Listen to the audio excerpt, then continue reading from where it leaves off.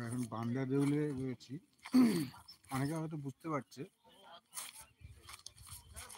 এই আশপাশটা একদম চারপাশটা পলাশে একদম ভর্তি, আগুন আগুন সব লেগে গেছে আশপাশটায়।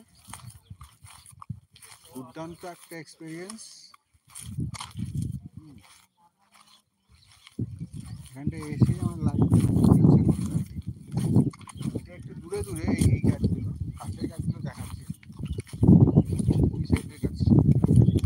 এই বান্দা দেউলের চারপাশের, পুরুলিয়ার বান্দা দেউলের চারপাশের বাউন্ডারির চারপাশেই পলাশ গাছ রয়েছে। এদিকে এগুলো একটু দূরে দূরে, ওগুলো কাছে কাছে আছে। দেখাচ্ছি, দেখিয়ে দিচ্ছি জায়গাটা।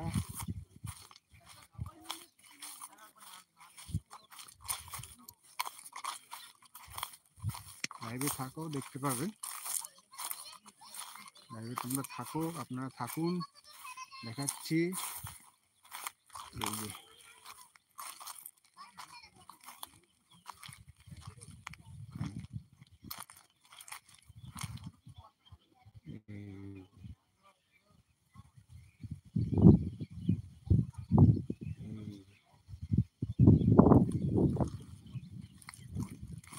জঙ্গল, পলাশ, ফরেস্ট অফ পলাশ।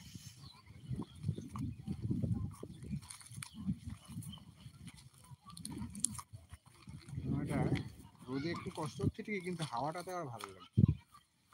এই যে জায়গাগুলো একদম দারুণ। এই যে পরপর পরপর একদম ঘন ঘন হয়ে রয়েছে, এই সাইডটা দুর্দান্ত।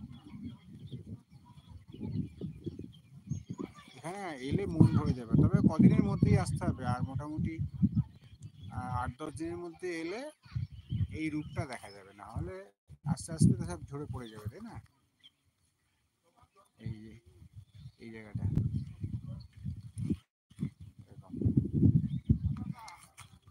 এই বান্দা দেউলের আশপাশটা দেখালাম এভাবেই।